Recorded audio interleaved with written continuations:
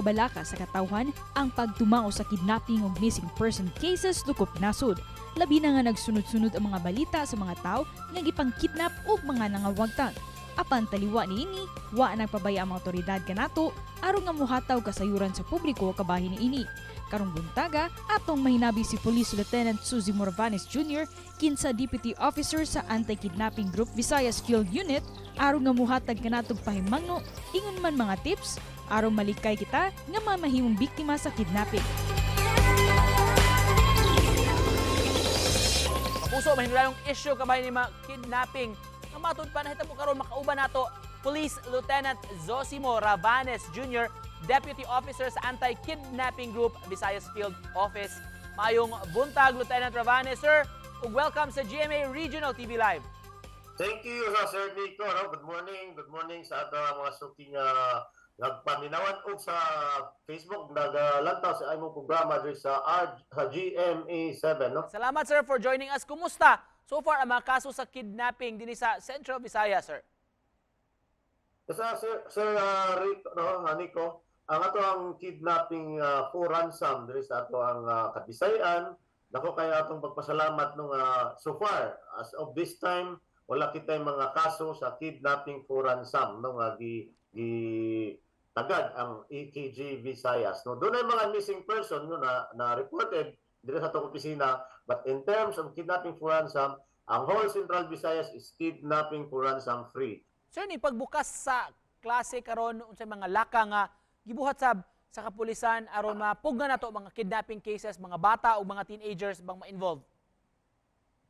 Yes, Sir Nico, ang atong kapulisan no, in general, ang PNP, pagbukas sa klase, doon ay Brigada Eskwela, ang PNP doon na kita programa nga nag-assess niya na sa mga eskwelahan no, sa Brigada Eskwela.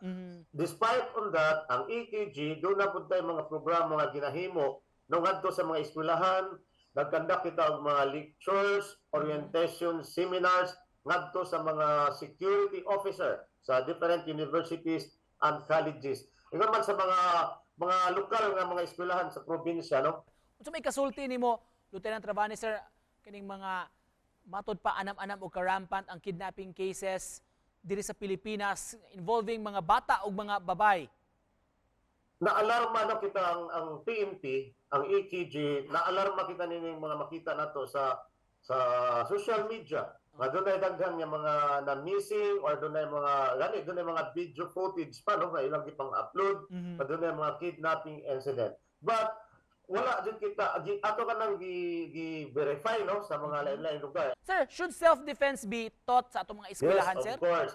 Bisan pa man sa kaniadto no, ang kanang pagtudlo nato sa self-defense gani no, kay dumdum ta part na nasa programa sa eskwelahan no, doon ay mga subject sa ato ang practical arts sa una or sa kuan nga mga self-defense. So, sir, aside from this interview, do you have plans pod nga mobisita sa mga eskwelahan, mga barangays aron magtudlo nimo mga lakang to prevent kidnapping?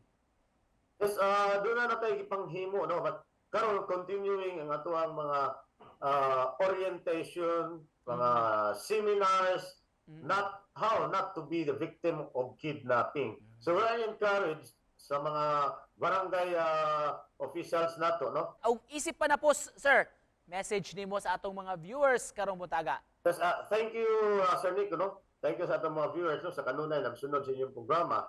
No. Once again, atong ipahinumdum sa atong katawhan no, na ang kaning security, community security is our shared community. Sabot shared community, dili lang nato isalig sa kapulisan ang tanan nga mga panghitabo diha sa ato ang locality. Ang krimen dili na sa mahitabo kung dili kita mohatag og opportunity.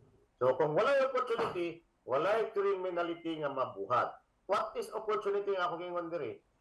Kung di ta mo-display sa ato ang mga valuables, no? Dili ta mohatag kahigayunan nga ang ato ang balay masudlan og mga tulisan. Kung dili ta mohatag og kahigayunan nga atong mga anak mahimong mabiktima na, mawa na siya. Daghang salamat kay sa impormasyon karong buntaga, sir, gikan sa Anti-Kidnapping Group sa PNP Police Lieutenant Zosimo Ravanes. Salamat, sir.